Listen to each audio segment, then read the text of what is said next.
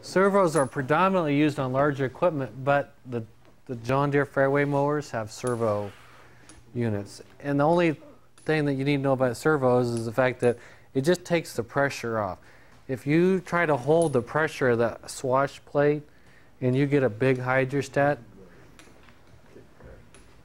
there's a lot of pressure on there, and so the operator's foot would get tired.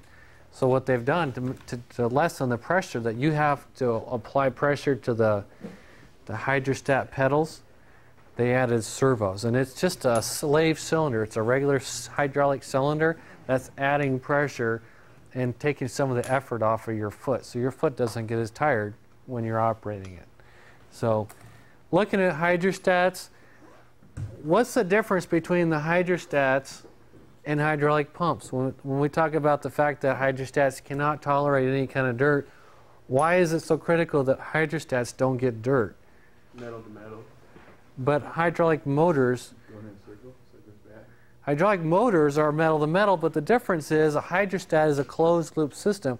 And so if you do get a piece of dirt in there, it doesn't go through the filter. There's no filter in the system. It goes in a circle right back and forth, around and around, and it just keeps wearing and wearing. If you tear a chunk of metal out of a hydrostat and let it in the system, it just goes around and around until it takes out the whole system.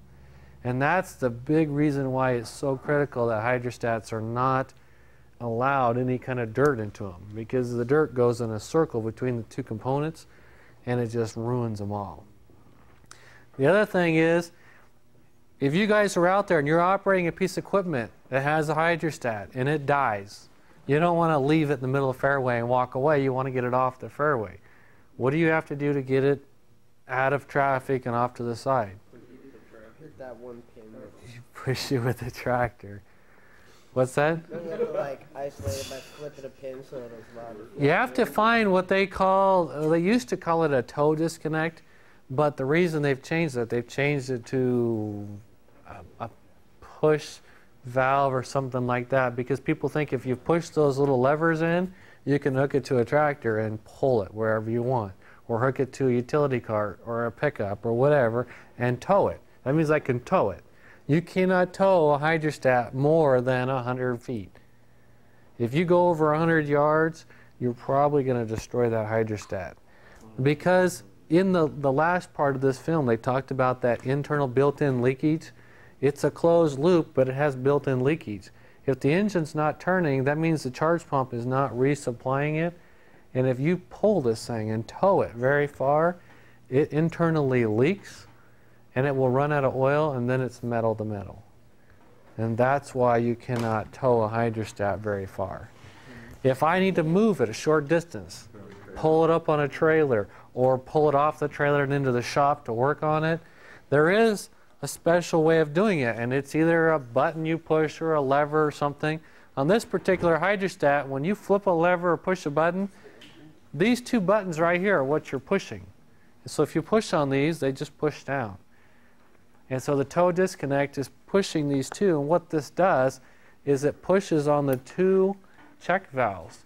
It opens the two check valves, which is the high pressure and the low pressure, and when you tow this thing or push it, the hydrostatic motor is still connected to the tire. So when you move it, the tires turn the motor, and the motor becomes a pump.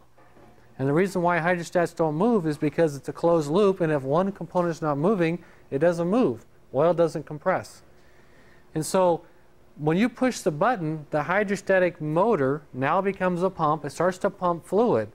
And that's why it pushes so hard, because you're actually trying to turn the pump. And instead of the oil pumping from the bottom up through the top pump, it actually comes up, it goes to the other side, and goes right back down to the hydrostatic motor, which is now pumping, and it becomes a mini little circle.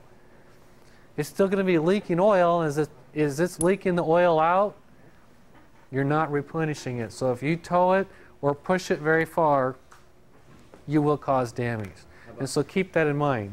How about if the engine's running, can you tow it, or do you actually have to be pressing on the pedal? If the engine is running, then the charge system is working.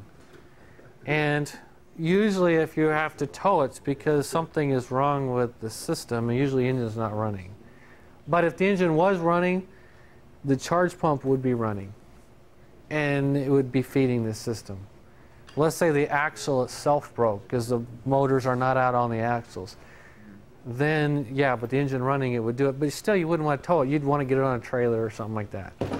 So most of this equipment does not tolerate travel, like pulling it behind a pickup. It doesn't tolerate towing it with a tractor.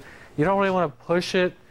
Unless you're careful, don't push it off with a tractor because you could damage something. Usually you want to hook it, and you could pull it off with a tractor, but be careful where you hook it to.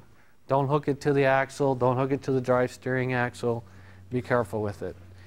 So that's what these buttons are, and there will be a button or a lever somewhere that will allow you to move this vehicle when it is dead, when the engine's not running and it is at a standstill.